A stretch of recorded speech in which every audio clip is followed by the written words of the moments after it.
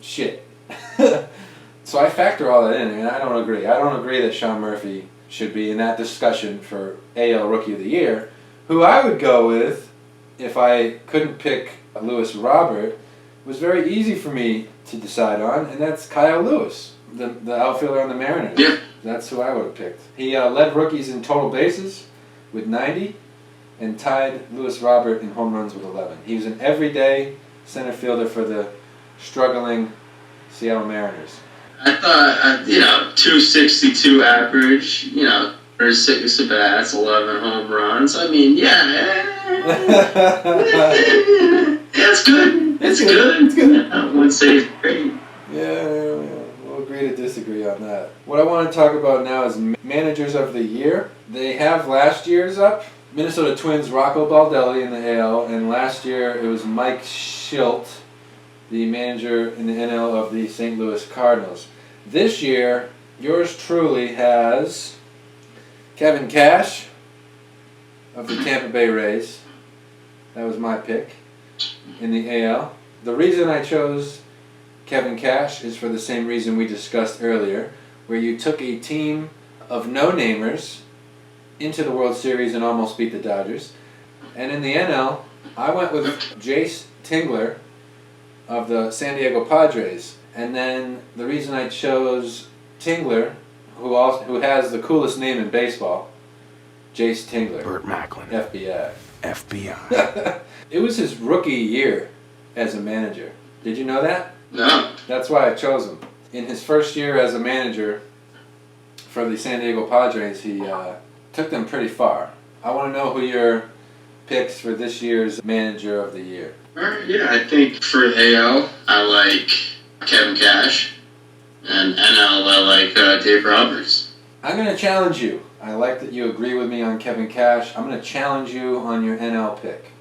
I think it's too easy to say Dave Roberts because they won the World Series, Ryan. Yeah, they won the World Series. How do you not pick him? I want to know if I was to tell you you can't pick Dave Roberts, who would you pick for the NL manager? Well, then I'm fucked. I can't name another manager in the NL. Give me something, because that was like the easiest answer you could have given me, and I don't want that on my podcast. I want you to put your thinking cap on. Can always pass if it's too much to ask. I'm gonna go with Jace Tingler then. Yeah, you're gonna agree with me on everything. No, that's all right. Shit. He was a rookie manager. I don't know if he was a rookie manager. What, you already took Jace Tingler? I did. He was brand new to the Padres. I just said that. I said I chose Jace Tingler because he took them into the NLDS, his first year managing them. That's who I chose. Yeah, he took them real far. Alright, who's the Braves manager then? Yeah. That's Brian Snitker. You gonna pick him? Yeah. Stickler then. Yeah. Snitker. This Stickler who we call Snicker. Yeah, he's hungry for a Snickers. We just had Halloween. He only served Snickers at his house. Okay. Next award is the Cy Young of the Year. So I was wondering, who do you think walks away with the Cy Young Award? I think Trevor Bauer's deserving it for the Reds. I thought he pitched phenomenally, sub-twos, low 2-end ERA. Helped that team get into the NLDS. I think Trevor Bauer is most deserving in the NL, and I think AL it should be Bieber, Shane Bieber. Again, another knockoff year. Played exceptionally well, just as well as he did in 2019, if not better. And yeah, I think he's deserving of it. Sub-2 ERA. I think he was in the ones in terms of ERA. Maybe only lost a game or two. 8-1 through 77 in the third innings with 122 strikeouts, an ERA of 1.63, walks, hits, innings pitched, WHIP .87, 10 quality starts. 1.63 ERA for Shane Bieber. Unbelievable. He lost one game, 8-1. I'm going to agree with you on the Biebs. I think the Biebs is your AL Cy Young. Game. But I disagree with you about Trevor Bauer walking away with the Cy Young in the NL. And here's why. My pick is Yu Darvish. Yu Darvish had 3 more wins. Yu Darvish? Yep, he had 3 more wins than Bauer, 1 less loss. he pitched 3 more innings, and he had 1 more quality start. Bauer had a record of 5-4 over 73 innings with 100 strikeouts, an ERA of 1.73, a WHIP of .79 over 9 quality starts, and Darvish had an 8-3 record over 76 innings with 93 strikeouts, an ERA of 2.01, a WHIP of .96, and 10 quality starts. So when I crunched the numbers, I just felt that Darvish, with a better overall record and more innings pitched and 1 better quality start, you know what I mean, took that Cy Young. The next award For sure. MVP, Ryan. So I'll go ahead and start with this one. My MVP of the AL is Jose Abreu, and my MVP of the NL is Freddie Freeman.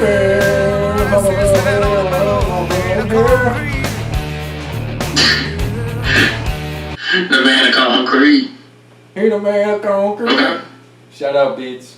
And here's why I chose who I chose. I don't know if you agree or disagree, but Abreu, 60 RBIs, batted .317, slugging percentage .617, 19 home runs, 76 hits. The guy was a beast. Then I choose Freeman because he was no slouch, batted .341 with a slugging percentage of .640, 13 home runs, 53 RBIs, 73 hits. Okay. Freeman had 45 walks and 37 strikeouts. So that, in my opinion, is somebody you don't want to see at the plate if you're an opposing pitcher, because he walks more than he strikes out. That's pretty dirty. I took 2 first basemen. What? What do you think for MVP? I'm gonna go with DJ LeMahieu. This is the same DJ LeMahieu. I'm just disputing your choice. You told me Yeah. last time we spoke, you said to me that DJ LeMahieu was not going to be an all-star, or didn't deserve to be an all-star. You did. And now you got him as your MVP. Which one is it? Next year. Next year. What? Next year all-star? No, he did. No, I said he deserved to be on. I just think there's going to be a little regression. The regression. I mean, they he's do not had gonna make 360 something this year. You'd pick him as your MVP. I think he's deserving of an MVP That's award fine. for the year, for That's sure. fine. And he was hurt. He came back, and he still played as well as he did when he got hurt. 10 homers, 60 games, and he's not known to be a power hitter. Performed there, but yeah, I mean, batting average of 360. I mean, he's a machine. Dude gets on base and he knocks people in. Yeah, I think for sure. And the Yankees know it too. They just extended him an offer. So Wow. I think he's deserving of MVP. I'm going to go with the easy choice for NL MVP and take Mookie. I thought he deserves it over the other guys. I just think he's played up to the potential that we all know and love about Mookie. What we've seen from him from countless of times in Boston, making plays in the outfield, robbing guys, making plays with his legs, making plays with his bat. Just does it all over the field. So while I looked at it from an offensive standpoint, you looked at it from an overall, both sides of the field standpoint. So I guess that's why you chose Mookie. Now, just so I understand. Yeah, I think you should do that a little bit. And yeah, I think a lot of guys have been deserving of it this year than in years past. I just want to make sure I get it. You think DJ LeMahieu's your AL MVP this year, but you also think that in this upcoming 2021 season, he does not have an all-star caliber year. Yeah. Oh yeah. I'm banking on regression next year. Yeah. LeMahieu batted .364 this year. Last year he played just as well as he did this year. Maybe Father Time catches up to him. I'm not hoping that he performs badly next year. I think a lot of other guys in the Yankees clubhouse can outperform him next year just solely on how talented that team is. And I think he might get overshadowed a little bit. Let's say he comes out of the gates a little cold next year. I think he can miss an all-star bid for sure. Okay. Next up, we have our Hank Aaron Award winner from the AL and the NL. Last year, it was Mike Trout in the AL, and it was Christian Yelich in the NL. And when you think of a Hank Aaron Award winner, you think 2 stat categories, home runs and RBIs. So, me, being the numbers guy I am, I chose Jose Abreu in the AL, punching out 19 home runs, 60 RBIs. That's, if you add those two numbers up, you get 79. So I don't think anyone was really close to that in the AL.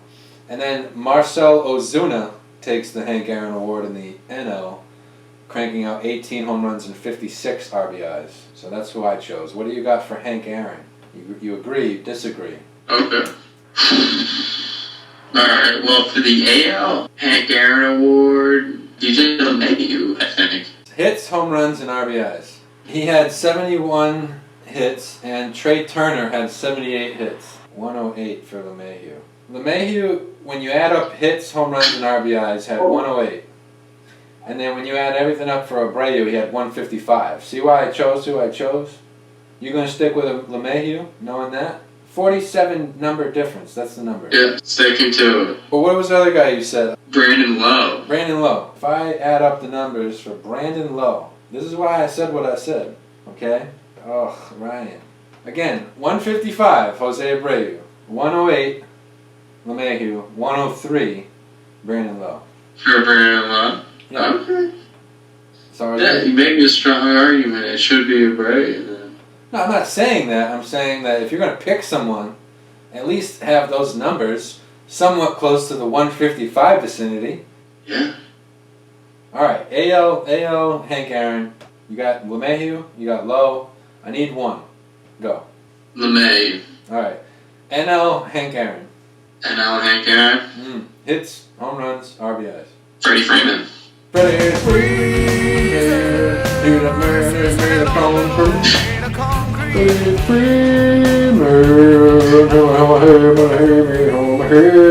That's a good pick. Okay. Now here's how we're going to transition. They've already chosen the relief man of the year. They've already chosen the Gold Gloves of 2020.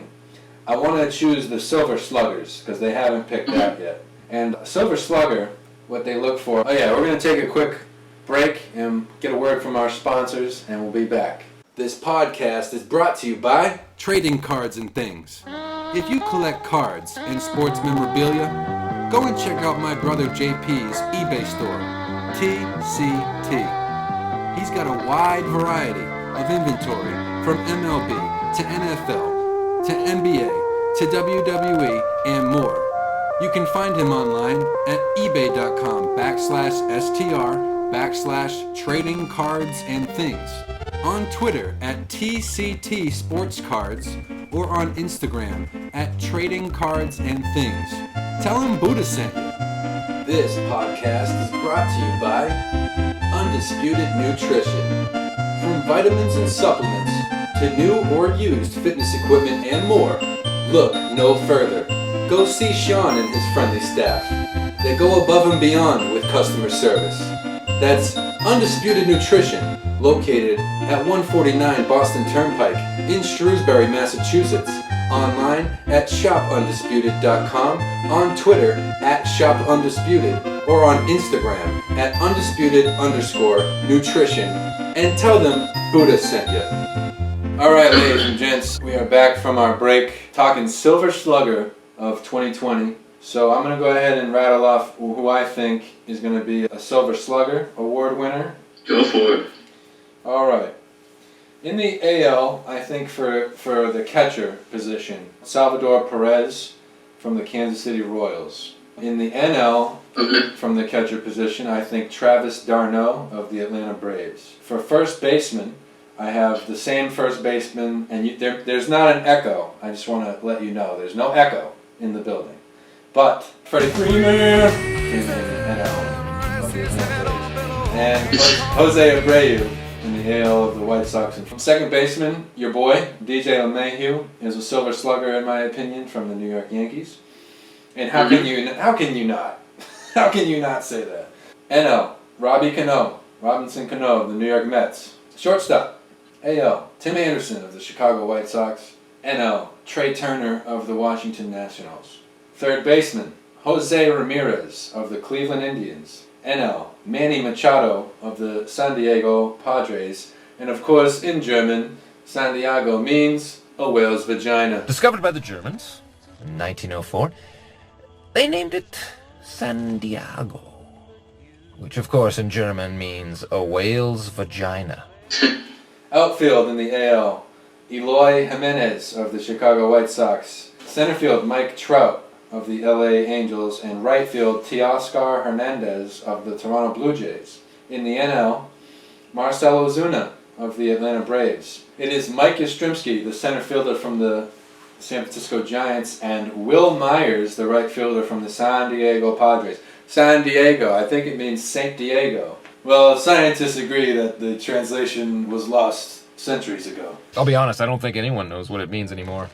Scholars maintain that the translation was lost hundreds of years ago. Doesn't it mean Saint Diego? No. No.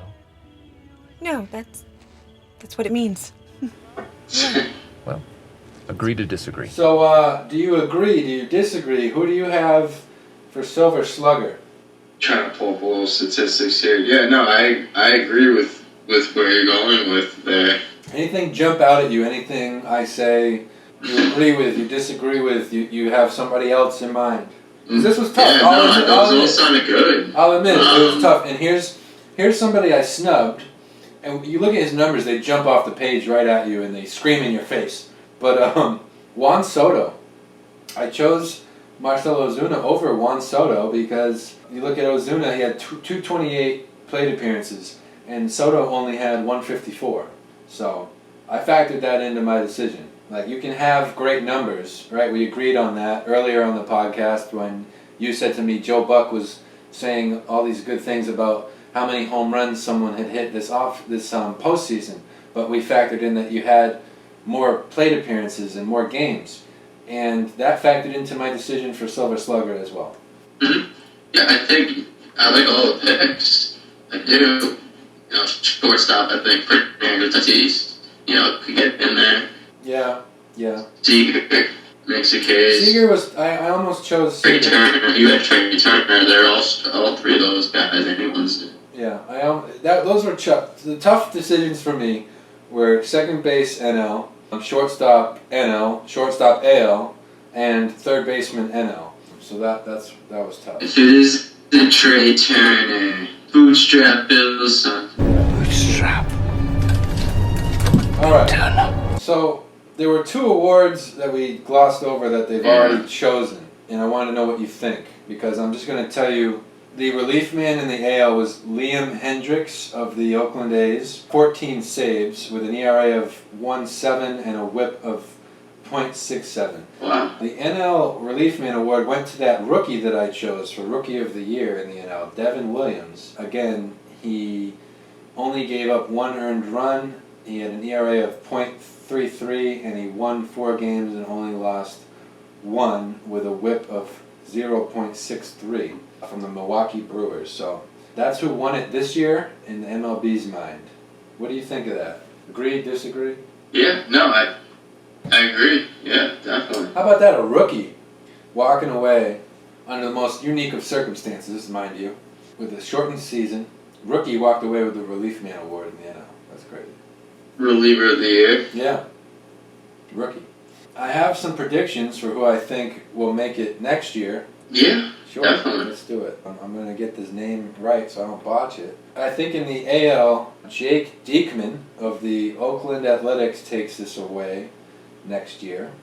And then if you look at Jake Diekman, if you look at him in the AL, he went 21 1/3, 2 wins, 0 losses, 31 strikeouts, 13 holds. So he was your setup guy. An ERA of .42, a WHIP of .94, and only 1 blown save. And in the NL, I think Trevor Rosenthal of the San Diego Padres takes this award next year. Do you agree? Okay. Do you disagree? Yeah, I think Trevor Rosenthal really revitalized his career with the Royals. Yeah, I think he was definitely deserving. He started the year as the Royals closer. Yeah, forgot the Padres traded for him. I didn't know that. I think he wins this in the NL next year. Trevor Rosenthal. The reason being, let's talk about Rosenthal. Rosenthal had 11 saves over 23 2/3 innings, 1 win, 0 losses, 1 blown save. He struck out 38 batters, had a hold, he held a game one time, and then he had an ERA of .19 and a whip of .85. So that's why I chose him. So that's why I chose who I chose. Gold Glove. Gold Glove is next. This year, I disagree with a lot of these choices that they made, but I'm still going to read them to you nonetheless. And I think some of the guys I chose for next year's Gold Glove Awards, you could even make the case or the argument that they should have won it this past year. That's why I chose them to win it next year, was based on how I thought they did this year. And that's how we'll get to that. When it comes to the 2020 Gold Glove Award winners, position by position, league by league, team by team, it went down like this. Evan White was the Gold Glove winner from the first baseman in the AL. He was on the Seattle Mariners. They awarded Cesar Hernandez the Gold Glove of second base from the Cleveland Indians. They gave Isaiah Kiner-Falefa the third base Gold Glove from the Texas Rangers. Roberto Perez got it from the catcher's position from the Cleveland Indians. Luis Robert, center fielder from the Chicago White Sox. Alex Gordon, left fielder, Kansas City Royals. Griffin Canning, the pitcher on the Los Angeles Angels. Joey Gallo, right fielder from the Texas Rangers. And J.P. Crawford, the shortstop on the Seattle Mariners. Do you like these Gold Glove winners? Do you agree? Do you disagree? Yeah, I think those nominees sound good. I'm glad to see that Alex Gordon got one. Believe his 8th Gold Glove. Whoa! And a little curtain call for him too. His last year retiring and this year. So definitely good to see him get one. He was a very likable player. You know, let's do this, Ryan. I gotta wonder that if Alex Gordon is really going to retire, I wonder if the MLB announces that they're going back to normal, if he joins, comes back. Comes back, yeah. I mean, you've seen it with a couple guys, that haven't full retired, and he's the type of guy who I think who's got maybe a little bit more in his tank. I think he could be a very serviceable player. Maybe not an everyday team next year. Right, maybe not an everyday guy. Yeah. But, yeah, okay. I don't know about Cesar Hernandez at second base for the Indians. I may have gone a different route. I don't know about Isa Kiner-Falefa on the Rangers. I may have gone a different route at third base. Robbie Perez is definitely the Gold Glove winner from the catchers in the AL, and the reason being is that I looked at errors and I looked at how many times he caught, like what his percentage was for stolen base. You know what I mean, when you throw somebody out trying to steal a base. Yeah, stealing percent, I think it is. He tipped the scale. Caught stealing, right? Yeah, he had the numbers to back that up. I don't know about Evan White on the Mariners taking it at first base. I don't think I would have gone that route. Luis Robert, their whole outfield selection, and I don't know if I agree with. Griffin Canning winning it from the pitcher's mound. Well, I don't know enough to dispute that, but, great. J.P. Crawford, the shortstop on the Mariners, I don't know. Sure. The only one I really know about is Robbie Perez at catcher holding it down for the Indians. All these other guys, I don't know. Yep. I don't know about. So, like you said, it's good to see Gordon take it, eighth one of his career, and then hang up the cleats. And, it's unfortunate that he's doing it under these circumstances. But then you look at the NL. Let's talk about the NL. Anthony Rizzo is the best first baseman in the Gold Glove category from the Chicago Cubs. Colton Wong, second baseman from the St. Louis Cardinals. Nolan Arenado, the third baseman from the Colorado Rockies. Tucker Barnhart, catcher on the Cincinnati Reds. Trent Grisham, center fielder from the San Diego Padres. Tyler O'Neill, left fielder from the St. Louis Cardinals. Max Fried, pitcher from the Atlanta Braves. Mookie Betts, right fielder from the Los Angeles Dodgers.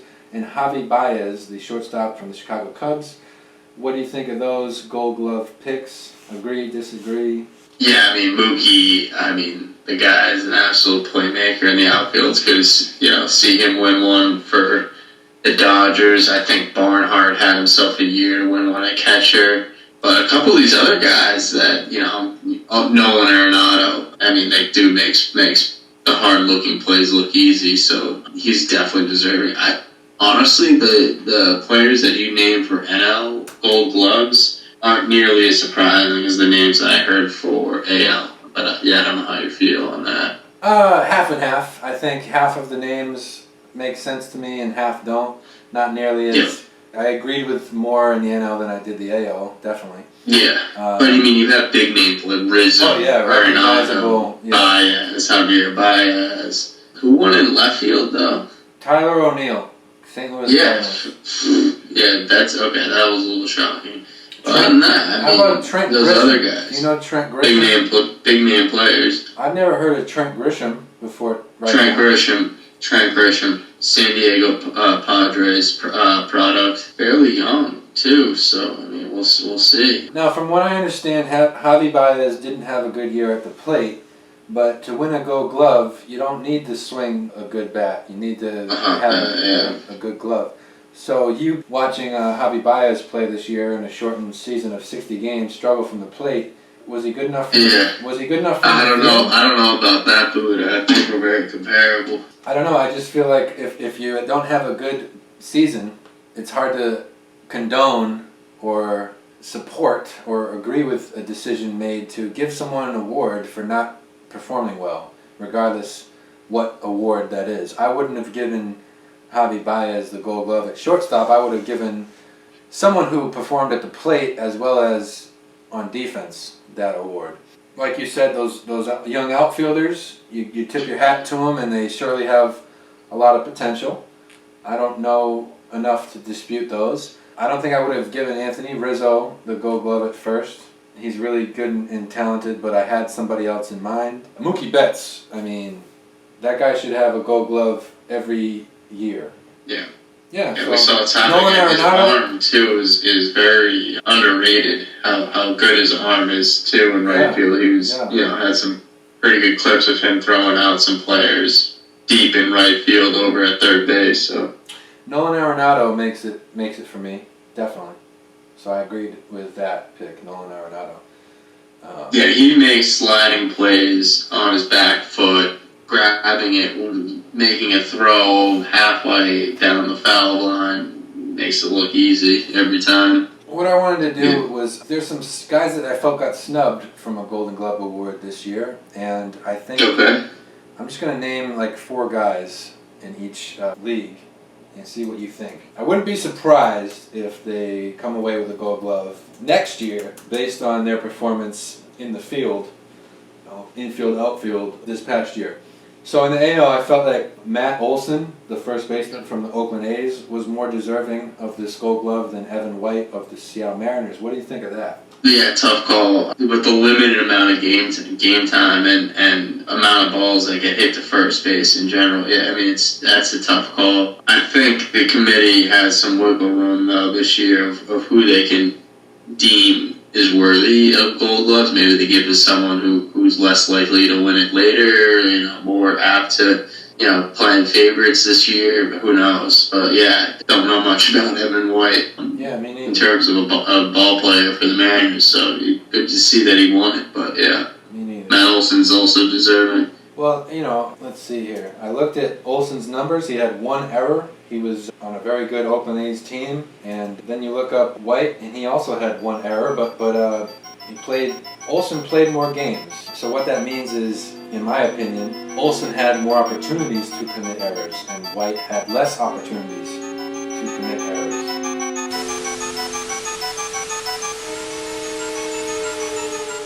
Folks, I'm sorry to inform you, but at this moment, I had lost connection with my guest Ryan Sanford, so signing off for the Super Sports Bros podcast, yours truly, Buda Phillips. Be sure to check us out on the next episode where we continue our MLB Offseason talk.